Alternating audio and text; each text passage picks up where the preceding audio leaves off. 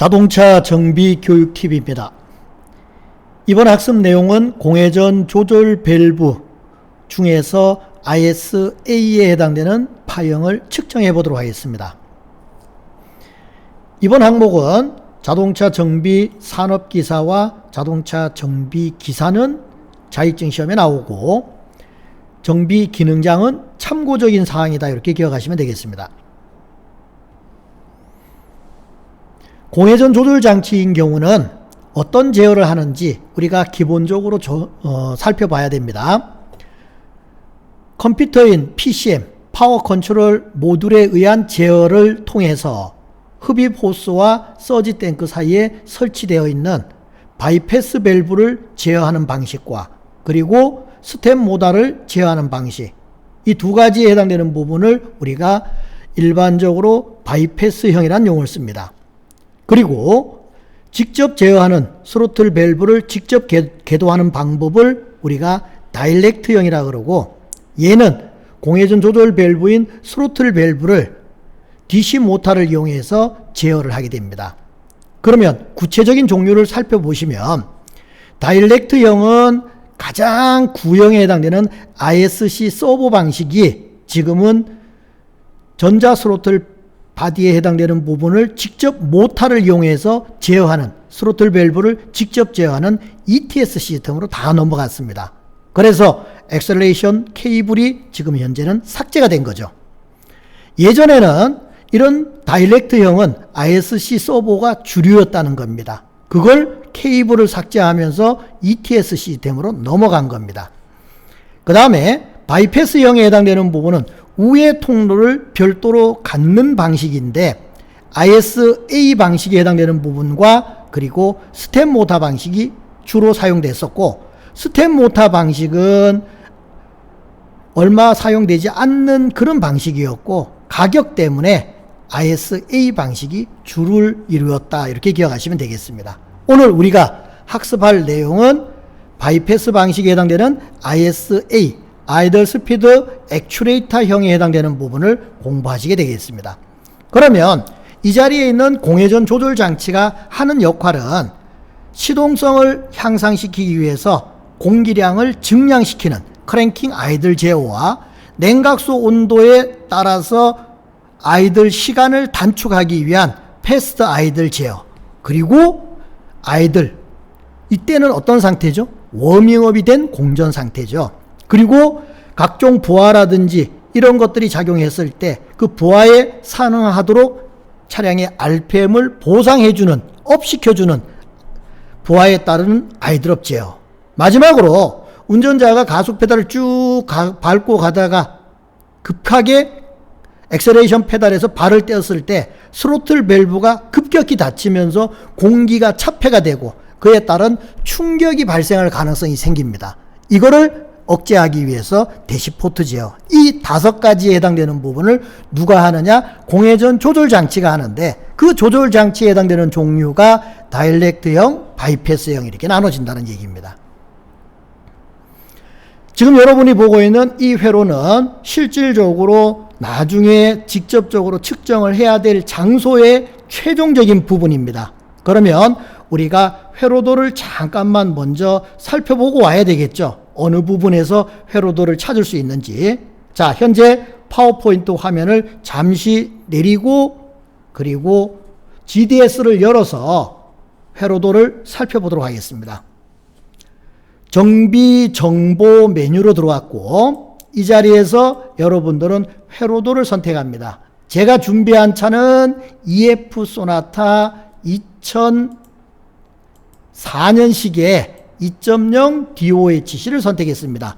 2.0과 그 다음에 1.8에 해당되는 부분은 같이 기억한다, 이렇게 생각하시면 될 것 같아요. 거의 모든 부분이 동일하게 적용되고 있습니다. 자, 회로도를 열어서 엔진 컨트롤 회로, 이 부분을 열어줍니다.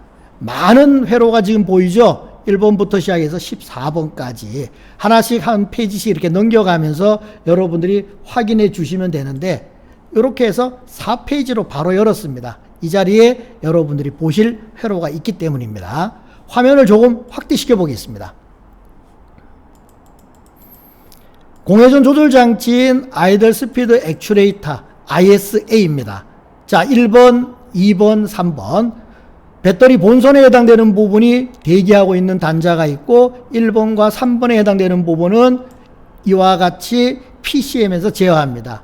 1번 단자에 해당되는 부분은 닫힘이고 3번 단자에 해당되는 부분은 열림이네요. 그러면 2번 단자에 해당되는 부분은 우리가 측정을 하지 않는 단자가 되겠죠. 그래서 여러분들은 2채널 스코프를 이용해서 측정을 해야 되는구나 이렇게 기억하시면 되겠습니다. 자, 이렇게 해서 1차적으로 회로도를 참고하시고 단자에 해당되는 부분에 커넥터를 빼서 지금 현재 본 핀 번호는 역제트자로 카운터가 됐지만은 실제로 우리는 ISA에 조립되어 있는 상태에서 카운터를 하기 때문에 1번, 2번, 3번에서 정으로 카운터 하시면 되겠습니다. 자, 이 자리를 이렇게 보시면 ISA가 수커넥터고 그 다음에 터미널에 해당되는 이 부분이 암 커넥터죠. 그럼 수 커넥터를 이렇게 보면서 카운트하기 때문에 정제뜻자로 카운트하면 된다 이렇게 기억하시면 되겠습니다. 자, 현재 화면을 닫고 다시 파워포인트 화면으로 이동해 보도록 하죠.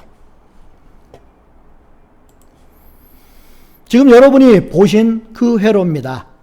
1번 단자에 해당되는 부분이 닫힘 제어에 해당되는 부분이고 그리고 3번 단자가 열림 제어입니다. 2번 단자에 해당되는 부분은 배터리 전원이 오겠죠.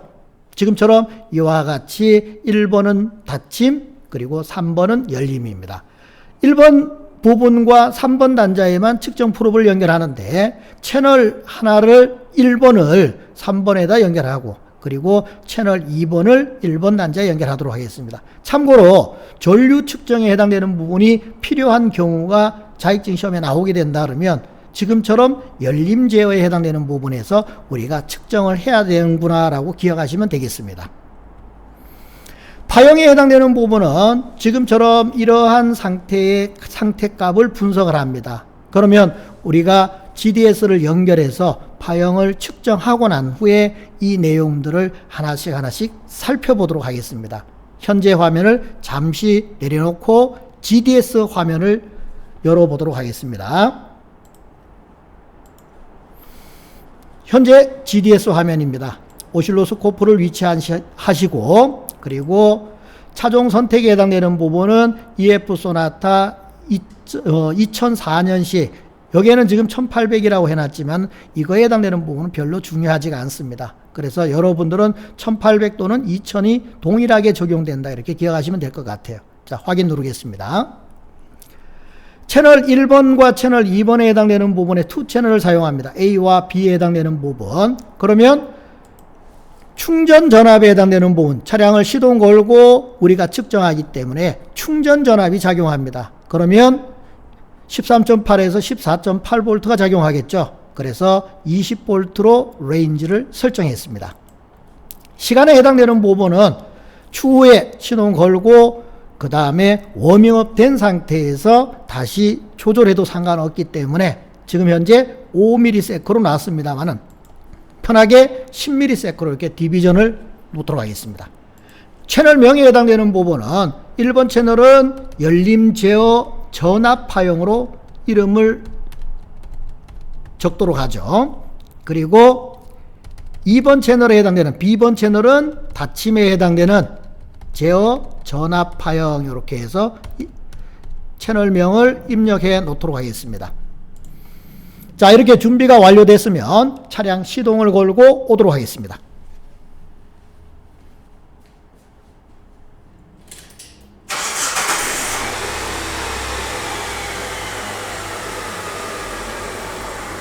지금 현재 여러분이 보고 있는 파형은 지금 이 위에 있는 채널 A가 열림이고 하단에 있는 부분이 닫힘입니다.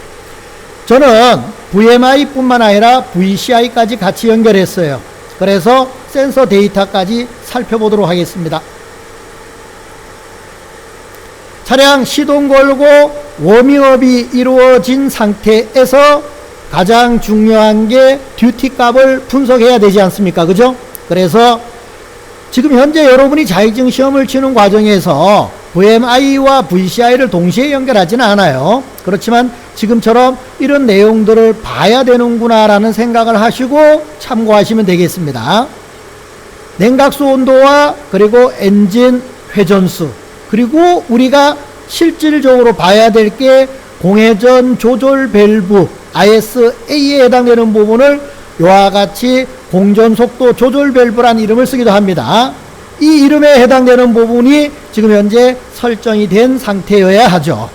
자, 현재 이와 같이 외에 해당되는 데이터만 나오면 되겠죠. 예, 고정 출력으로 바꾸도록 하겠습니다. 현재 냉각수의 온도는 아직 워미업이 약간 덜 된 상태이고, 그러다 보니까 엔진 RPM이 800rpm을 조금 상회하고 있는 상태가 되죠. 조금만 더 기다렸다가 측정을 해보도록 하겠습니다. 최소한 어떻게 한다? 80도씨 이상은 된 상태에서 측정값을 읽어야 되는구나, 이렇게 기억하시면 되겠습니다. 지금 전 냉각수의 온도가 79도, 80도 될 때까지 기다렸다가 정지를 시키도록 하겠습니다. 예, 80도가 가까워졌습니다. 자, 80도네요. 정지를 하고, 파형 또한 정지를 하고, 그리고 시동을 오프하고 오도록 하겠습니다.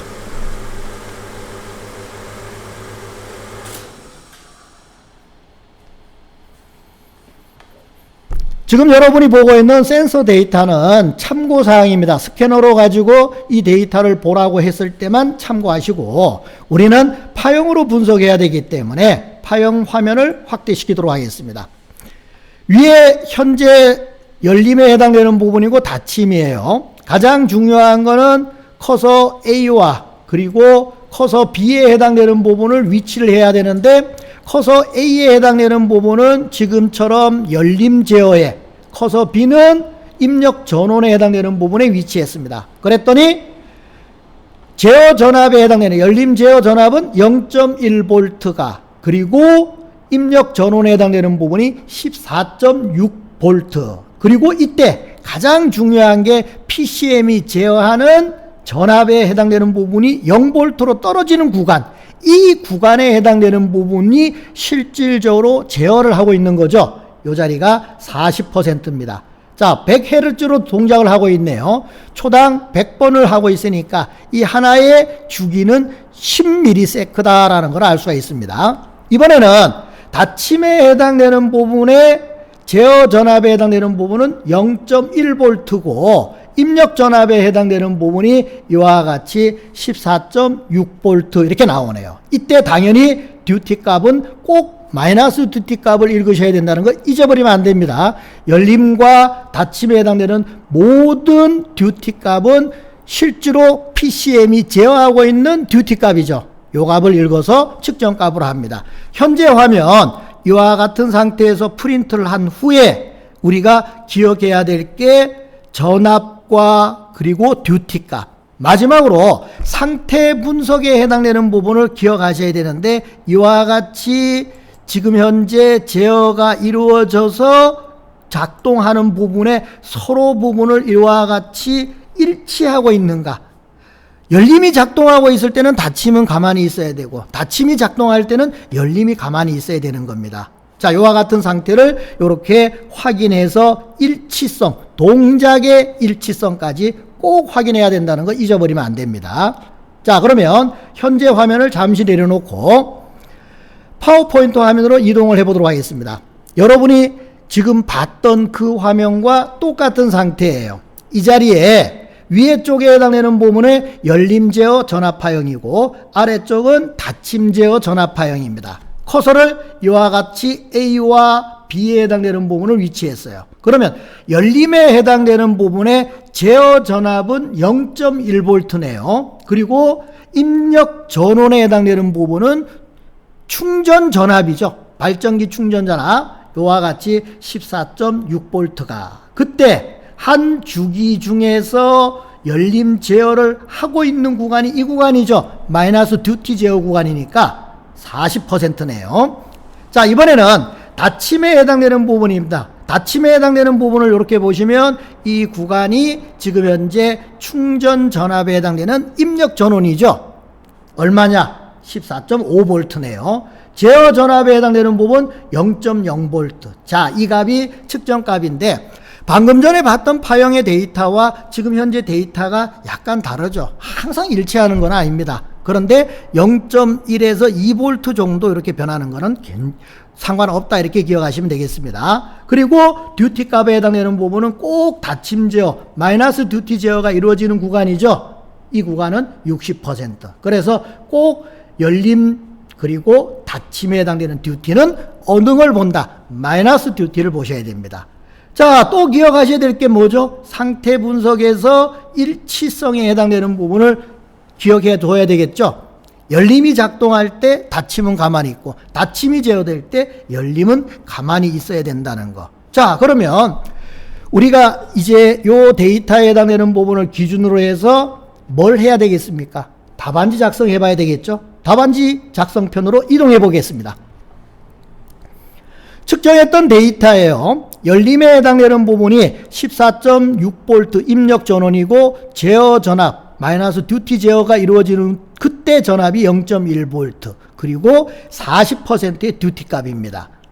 이번에는 닫힘 제어에 해당되는 부분, 입력 전압이 14.5V, 제어 마이너스 제어되고 있을 때 0.0V, 듀티 값은 얘가 40이면 얘가 60이 꼭 나와야 되는 거죠.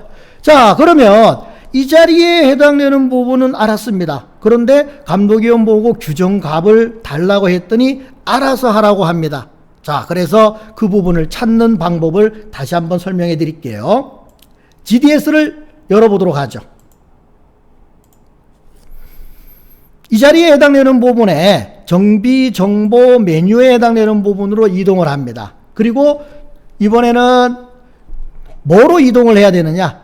전장 회로가 아닌 정비 지침소로 이렇게 이동을 합니다. EF 소나타 그리고 2004년식.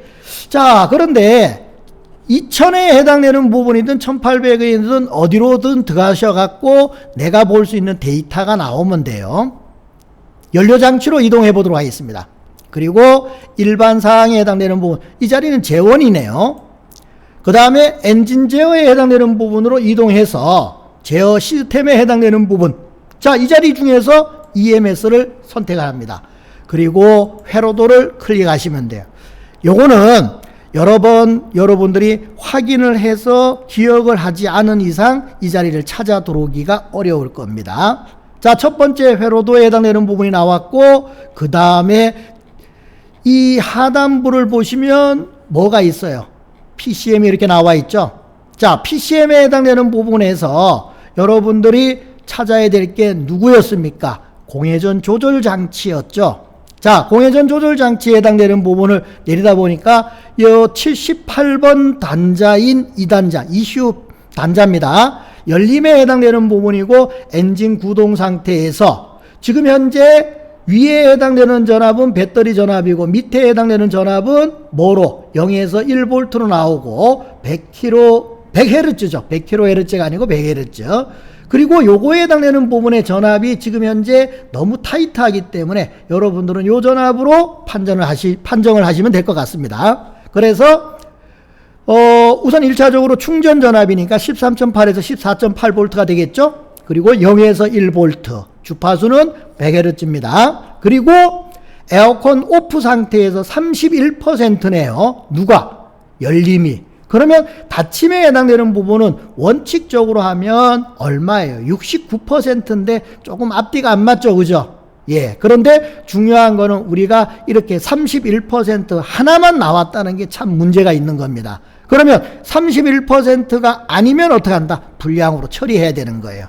자, 이번에는 닫힘에 해당되는 부분, 제어 전압은 0에서 1V, 그리고 입력 전압은 13.8에서 14.8V, B 플러스니까 그 전압을 기억하시면 되겠습니다. 그리고 예에 해당되는 부분은 67.0%이 나와 있는데, 실질적으로 우리가 열림에 해당되는 부분으로 판정을 하기 때문에 요 전압들에 해당되는 부분과 듀티 값에 해당되는 부분을 잘 기억해 놓고 이제 답안지로 다시 돌아가겠습니다. 여러분이 보고 있는 GDS 화면에서 어디를 들어가야 됩니까? 정비정보 메뉴로 들어가셔야 되죠. 자, 이제 이 화면도 마지막으로 내려놓겠습니다. 이제 답안지에 해당되는 부분을 작성하기 위해서 규정에 해당되는 부분을 봤습니다. 입력 전압에 해당되는 부분은 충전 전압인 13.8에서 14.8V, 제어 전압은 0에서 1V였죠. 그래서 1V 이하로 적었고, 듀티 값에 해당되는 부분을 30.0이었는데 좀 편하게 어떤 정비 매뉴얼을 찾아서 봤더니 30에서 32%로 나왔다. 이렇게 적어 놓은 겁니다. 방금 전에 봤던 여러분의 정비 정보 매뉴얼에 해당되는 부분은 너무 타이트하기 때문에 약간의 데이터 부분을 정비 침소, 페이퍼로 되어 있는, 종이 책자로 되어 있는 정비 침소를 찾아서 기록을 한 겁니다. 자, 그러면 현재 상태에서 이러한 내용들이 다 기록되고 파형에는 방금 전에 봤던 페이지에 해당되는 부분에 이 내용들이 다 기록이 되어 있어야 됩니다. 그러면 이제 상태 분석을 해야 되겠네요. 열림과 닫힘의 일치성에 해당되는 부분을 봐야 되죠. 그까지도 우리가 양호한 상태로 지금 현재 체크가 됐습니다. 이 상태도 양호네, 그죠? 자, 그러면 이번에는 판정에 해당되는 부분을 해야 되는데 모양에 해당되는 부분은 양호했어요. 그런데 전압에 해당되는 부분은 규정 안에 있네, 그죠? 둘 다 가장 문제가 누구예요? 듀티 값이네요. 우리가 측정값으로 봤을 때 열림 듀티가 40%, 규정은 30.0에서 32.0, 불량이죠. 닫힘에 해당되는 부분이 60%가 나왔는데 68.0에서 70.0, 이 안에 지금 현재 다 들지 않아요. 그런데 열림에 해당되는 부분이 30에서 32%가 아니고 높아졌다는 얘기는 결론적으로 공회전 조절 장치를 더 많이 열었다는 얘기가 되죠. 그 얘기에 해당되는 부분은 스로틀 바디와 ISA 쪽에 카본 퇴적이 이루어졌다는 얘기인데, 이 카본 퇴적에 해당되는 부분은 블로바이 가스 순환에 의해 블로바이 가스가 지나가면서 남긴 오일 슬러지에 해당되는 부분이 퇴적이 된 겁니다. 그러면 차가 오래될수록 이 슬러지의 양은 증가하겠죠. 그래서 이 부분에 해당되는 부분에 청소를 하고 다시 측정을 해야 된다 하는 걸 기억하시면 됩니다. 아, 저는 이렇게 하기 싫습니다. 그러면 그냥 ISA 교환 후 재측정으로 해도 상관없습니다만은 정확한 내용적인 부분을 아셔야 돼요. 자, 지금처럼 규정보다 높게 나왔다. 그러면 어떻게 한다? 스로틀 바디와 ISA의 카본 청소 후 재측정한다. 이렇게 기록하시면 되고, 규정보다 낮은 상태로 나왔어요. 예를 들어서 30%보다 많이 낮아서 막 10% 이하로 나오면서도 차의 RPM은 굉장히 높아요. 그러면 어떻게 해야 됩니까? 어딘가에 진공 누설이 있는 거죠. 그러면 그 진공 누설에 해당되는 부분이 있어서 도둑 공기가 들어오게 되니까 공회전 조절 장치를 컴퓨터가 어떻게 한다? 계속 닫으면서 RPM을 낮춰가고 있었던 거예요. 자, 지금처럼 높으면 카본 청소를, 낮으면 진공 누설을 찾아서 정비한다. 이렇게 기록하시면 됩니다. 아, 그런데 이렇게 나는 공부하는 게 좀 헷갈리고 싫다. 그러면 어떻게 하신다? 높든지 낮든지 상관없이 공회전 조절 장치인 ISA를 교환하고 재측정한다. 이렇게 하시면 되겠습니다. 지금까지 공회전 조절 장치 중에서 바이패스 형식에 해당되는 ISA 또는 IAC 밸브라고 하는 액추레이터를 GDS를 이용해서 파형을 측정하고 그에 따른 분석 그리고 답안지 작성까지 알아보았습니다.